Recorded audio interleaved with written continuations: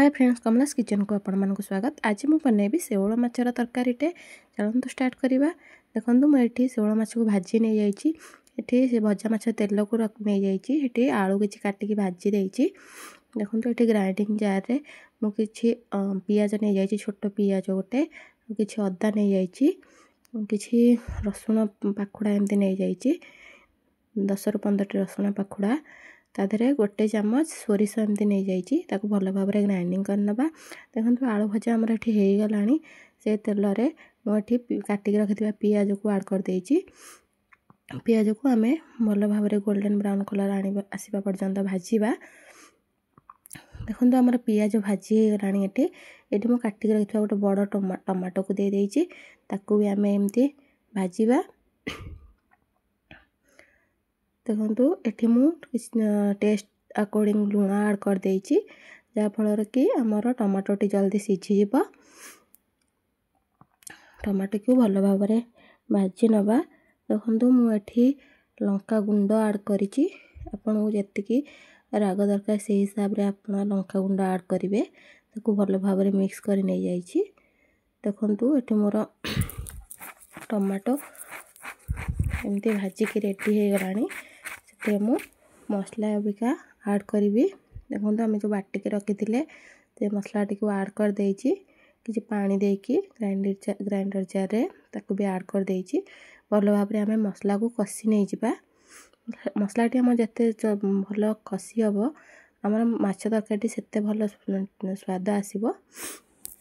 देखंतु माछ तरकारी आमर भल कलर भी पळे आसलानी। कषि कषिकी आम गुंड मसला ऐड करवा। हल्दी पाउडर गोटे चामच नहीं जाइए, जीरा पाउडर गोटे चामच नहीं जाइए, धनिया पाउडर गोटे चामच दे देइची।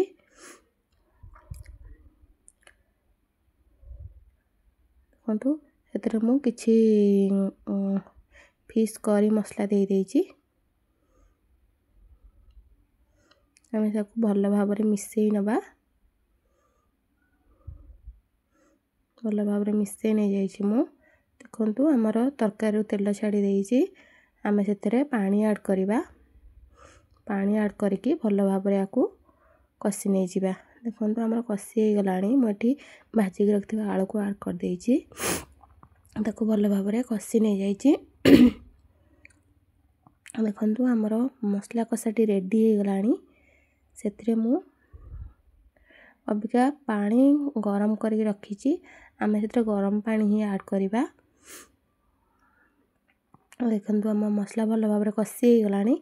गरम पानी एथरे ऐड कर देइची। आपन को जो क्वांटिटी झोल दरकार आपन से क्वांटिटी पानी ऐड करेंगे। मत जी परिमाण झोल दरकार मुझे गोटे ग्लास पाखापाखि पानी नहीं। या मुझे घोड़े की रखीदबा। आम 5 मिनिट फुटवा को दबा, जहाँफल कि आम आलूटा सीझीज। मसलाटी भल भाव में कषि हो। देखो आमर कषि हो गलानी मसलाटी। से भाजिक रखिथिबा माछ को देदेवी।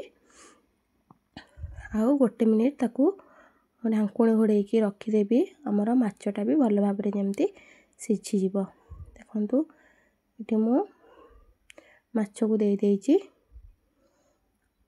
ये रेसिपीटी आप निश्चय ट्राए करूँ। बहुत भल लगी था ये रेसिपीटी। देखो माछ तरकारी हो गलानी। काटिक रखिथिबा धनिया पत्र को ये ऐड कर देइची। देखो आम माछ तरकारी रेडी हो गलानी। आपन या निश्चय ट्राए करूँ। मो कमेंट बॉक्स रे कमेंट, शेयर, सब्सक्राइब निश्चय करूँ। Thank you.